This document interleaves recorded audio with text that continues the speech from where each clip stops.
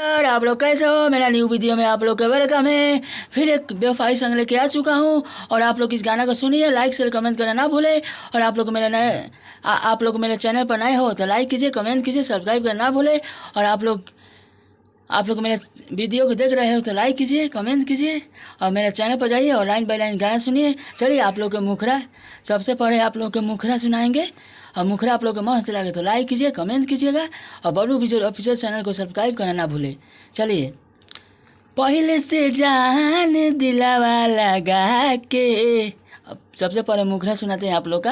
और मुखरा है, पहले से जान दिलावा लगा के जात बारू ससुरा दिलावा दुखा के। यहाँ 2 बार गाना है, इस लाइन को 2 बार गाना है, इस लाइन को 2 बार गाना है। पहले से जान दिलावा लगा के जात बारू ससुरा दिलावा दुखा के। लागता कि होई अब खतरा हो। यहाँ तानना है आवाज़ को। लागता कि होई अब खतरा हो। सवर की रे पतर की रे काम नहीं आई तहार भतरो हो। पतर की रे सवर की रे काम नहीं आई तहार भतरो हो। यहाँ 2 बार गाना है। पतर की रे सवर की रे काम नहीं आई तहार भतरो हो। चलिए अंतरा सुनाते हैं। अंतरा आप लोग को सुनिए। अंतरा के भी यहाँ 2 बार गाना है। अंतरा 1 है, यहाँ अंतरा का 2 बार गाना है आप लोग का। जो भाई के मेरा सॉन्ग को चाहिए तो मोबाइल नंबर दिए हैं, मोबाइल नंबर पर फ़ोन कीजिए और आप लोग गाना लिखवाइए और गाइए।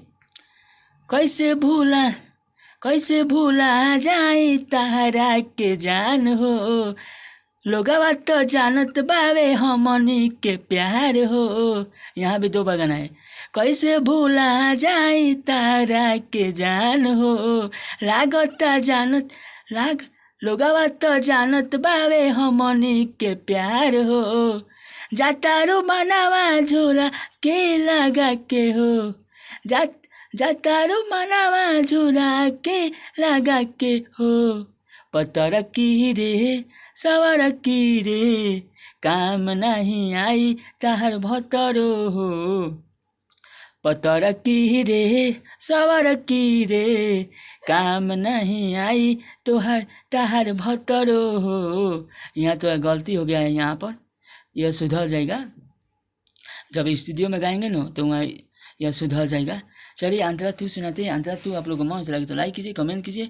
चलिए अंतरा। बबलू बिजोरावा से